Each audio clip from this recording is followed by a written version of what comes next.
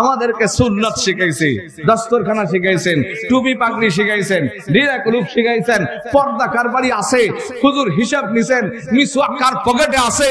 এ দোস্ত, খুঁটা খুঁটা আমাদেরকে সুন্নাত শিখাইছে, ঠিক না বেঠিক? এইজন্য নবী বলেন, মান আহাব্বা সুন্নতি ফাকাদ আহাব্বানি, যে আমার নবীর সুন্নতকে ভালোবাসলো সেই আমাকে ভালোবাসলো। এবার আপনাদের কাছে জিজ্ঞাসা করি, আপনারা কি হযরত আব্দুল মতিন নিসারী রাহমাতুল্লাহ আলাইহিকে ভালোবাসেননি?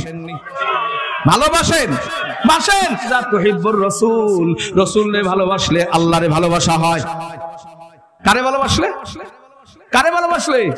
রাসূলকে ভালোবাসলে আল্লাহরে ভালোবাসা হয়, ঠিক না বেঠিক? তাহলে রাসূল এখন আসেননি, রাসূলের খলিফা আছে কি নাই? এবার সাহাবীরা বলে, হুজুর কাইফা উহিব্বুর রাসূল, রাসূলকে কেমনে ভালোবাসবো? খালি গান গাইলেই ভালোবাসা হবে? নবী আমার, আল্লাহর দোস্ত, আখেরি নবী, আমরা যে তার আদরের উম্মত, উম্মতের করলাম কি? তুমি কইছো দাড়ি রাখতে, আমরা দিলাম চাইছা। তুমি কইছো মোজ কাটতে, আমরা দিলাম রাইখা। তুমি কইছো সুদ হারাম, আমরা বানাইছি ইন্টারেস্ট, কি ঠিক না বেডি? তুমি বলছো ঘুষ হারাম, আমরা বানাইছি বেনিফিট। তুমি বলছো মেয়েকে পর্দায় রাখতে, আমরা দিছি সাইডা। এইটার নাম কি নবীকে মহাব্বত করা হয়? কয়দিন আগে আপনারা অনেকে হয়তো জানেন যে আমি আইসিইউতে, আমার অনেকেই মনে করছে আর জীবনে ফেরত আসবে না, মারাই যাব। এমন অ্যান্টিবায়োটিক দিছে যে আমার শরীর পশম টসম সব উঠে গেছে। আমার এক ডাক্তার বলতেছে যে এই রোগী এই অ্যান্টিবায়োটিক তখনই দেয় যখন মানুষ হয় মরলেও ভালো, বাঁচলেও ভালো। অর্থাৎ আমি মরার ঘাটের থেকে ফেরত আসছি। তো এই যে তাসবিহাত আমাদের বুজুর্গরা দেন, এটা অ্যান্টিবায়োটিক। কেন? এই যে অ্যান্টিবায়োটিকের কাজ হলো বাইরের থেকে যে বিষ ঢুকে আমার শরীরকে নষ্ট করবে, অ্যান্টিবায়োটিক ওই বিষে দাবলাই দিবে। আজ সারা দুনিয়াতে কুফুরির বিষ, নাস্তিকতার বিষ, মোবাইলের বিষ, জেনার বিষ, বেহায়াপনার বিষ, গান বাজনার বিষ, শিরকের বিষ চতুর্দিক থেকে দাবলাইতেছে। এই জন্য জিকিরের অ্যান্টিবায়োটিক লাগবে। পারবেন না ইনশাআল্লাহ? সকাল বিকালে জিকির করা যাবে? হযরত চলে গেছেন, হযরত এতদিন আমাদেরকে যা শিখাইছেন তা কি কবরে নিয়ে গেছেন? হ্যাঁ বলেন না? তো হযরত গেছেন, নবী দুনিয়াতে চলে গেছেন, ইসলাম চলে গেছে না ইসলামের প্রসার আরো বাড়ছে? হযরত ওমর রাদিয়াল্লাহু তাআলা আনহু, ও আল্লাহ, অর্ধ জাহানে ইসলাম প্রচার করছেন, ঠিক না বেঠিক? অতএব কালিমাতুন তাইয়্যিবাতুন কা শাজারাতিন তাইয়্যিবা আসলুহা সাবিতুন ওয়া ফারুহা ফিস সামা। এ কলেমার গাছ, এটার জড় নিচে, শাখা প্রশাখা কোথায়? আসমানে। এটা কমে না, বরং বাড়ে। জোরে বলেন, কমবে নাকি? হ্যাঁ, আমরা যদি দিনকে মহাব্বত করে থাকি, আমরা কি শুধু হুজুরকেই মহাব্বত করতাম না দিনের জন্য হুজুরকে মহাব্বত করতাম? হুজুর যদি পায়ে সিজদা নিত, আমরা কে জায়গায় আসতাম? হুজুর যদি ঢোল বাজাইতো, আমরা জায়গায় আসতাম? কাফের ফতোয়া দিতাম দূরে বসে বসে, ঠিক না বেঠিক? আমরা শুধু হুজুরের বডি মহাব্বত করি নাই, হুজুরের কর্মকে মহাব্বত করেছি। অতএব হুজুর দুনিয়ার থেকে চলে গেছেন, কাজ দুনিয়ার থেকে নিয়ে যায় নাই।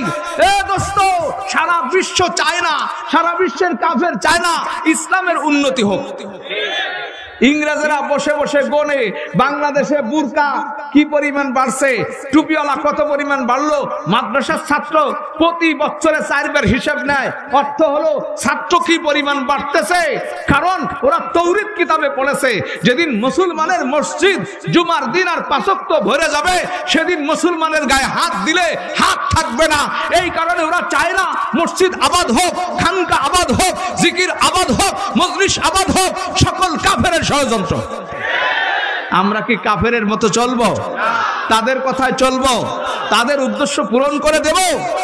আজ যদি বাতিল পীর বলে গেলে তার দরগা, তার দরবার জীবিত থাকতে পারে, হক্কানি আল্লাহওয়ালা দুনিয়ার থেকে চলে গেলে এ কালিমাতুন তাইয়্যিবা, যার জল জমিনে, শাখা আসমানে, এ গাছ মরবে না ইনশাআল্লাহ।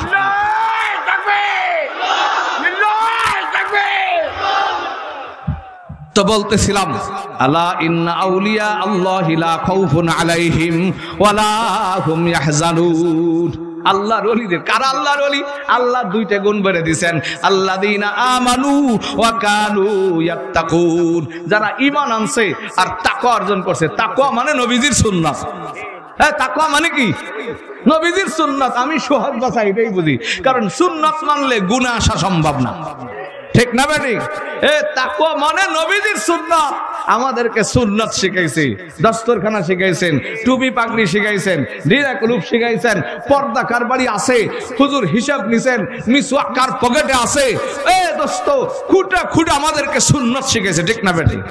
এই জন্য নবী বলেন, মান আহাব্বা সুন্নতি ফাকাদ আহাব্বানি, যে আমার নবীর সুন্নতকে ভালোবাসলো সেই আমাকে ভালোবাসলো। এবার আপনাদের কাছে জিজ্ঞাসা করি, আপনারা কি হযরত আব্দুল মতিন নিসারী রাহমাতুল্লাহ আলাইহিকে ভালোবাসেননি? ভালোবাসেন? বাসেন? তাহলে এবার শোনেন নবীজি কি শোনাইছে। আল্লাহর নবীর সাহাবী জিজ্ঞাসা করে, ইয়া নবী আল্লাহ কাইফা আকুনু মুমিনান খালিসা, নবী রে কি আমল করলে আমি খাঁটি ঈমানদার হইতে পারবো? নবী বলেন, ইজা তুহিব্বুল্লাহ, আল্লাহরে ভালোবাসলে খাঁটি ঈমানদার হবা। সাহাবী জিজ্ঞাসা করেন, কাইফা উহিব্বুল্লাহ, নবী কেমনে আল্লাহরে ভালোবাসবো? বা ইজা তুহিব্বুর রাসূল, রাসূলরে ভালোবাসলে আল্লাহরে ভালোবাসা হয়। কারে ভালোবাসলে? কারে ভালোবাসলে? রসুলরে। রসুলরে ভালোবাসলে আল্লাহরে ভালোবাসা হয়, ঠিক না বেঠিক? তাহলে রসুল এখন আসেননি, রসুলের খলিফা আছে কি নাই? এবার সাহাবীরা বলে, হুজুর কাইফা উহিব্বুর রাসূল, রসুলরে কেমনে ভালোবাসবো? খালি গান গাইলেই ভালোবাসা হবে? নবী আমার আল্লাহর দোস্ত আখেরি নবী, আমরা যে তার আদরের উম্মত, উম্মতের করলাম কি? এটা মুখ দিয়ে খালি কইলে হবে নাকি?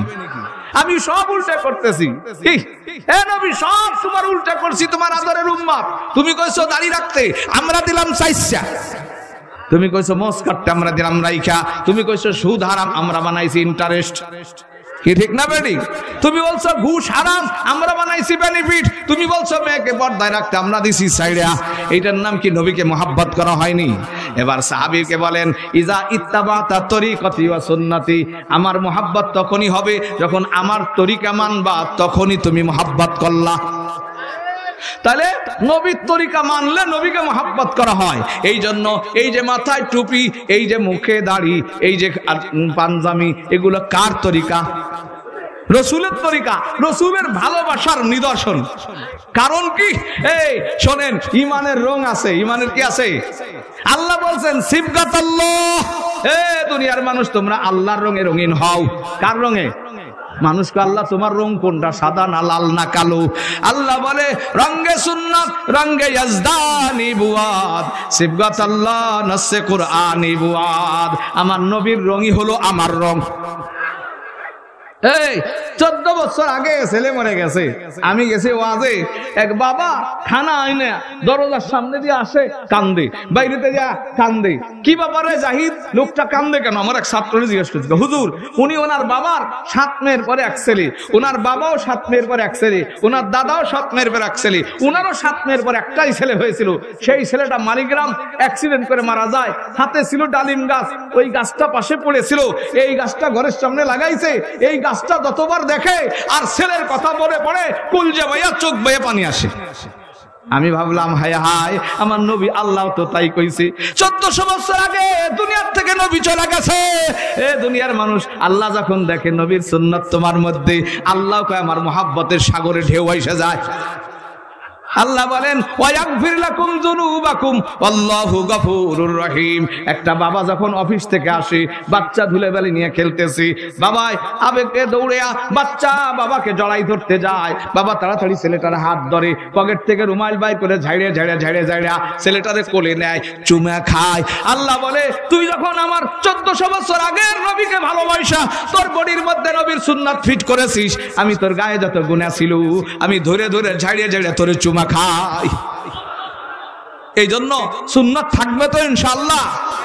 রসুলপুরি হযরত শিখে গেছে, থাকবে তো? সকাল সন্ধ্যার যত মামুলা আর এখানে যত কার্যক্রম যেভাবে চলছে, ও ভাই কেউ কবে যে আরে মিয়া আপনি কি বিশ্বাস নেই, আমার বিশ্বাস হওয়া লাগবে না। আমি তো রসুল এখন নাই, রসুলের সুন্নাত পালন করলে আল্লাহ যদি আমার মহাব্বত করে, বাপে যেমন ও দোস্ত বাচ্চার ময়লা ঝাড়িয়ে কোলে নেয়, আল্লাহ আমাকে ঝাড়িয়ে কোলে নেবে, ঠিক না বেঠিক? এই ব্যক্তির দিকে তাকায়েন না, কাজের দিকে তাকাবেন। রাজি আছেন তো ইনশাআল্লাহ? আল্লাহ আমাদেরকে তৌফিক দান করেন, আল্লাহ আমাদের সকলকে হেদায়েত নসিব করেন। ভাই আমরা উঠা বসা করবো না, এখানে রাতভর বয়ান হয় না, একেবারেই আজকে শেষ দিন, একটু বয়ান বেশি হবে। আমি বলছি তো আমি এই জায়গা বয়ানের লোক না, আমি এই জায়গার যোগ্য না।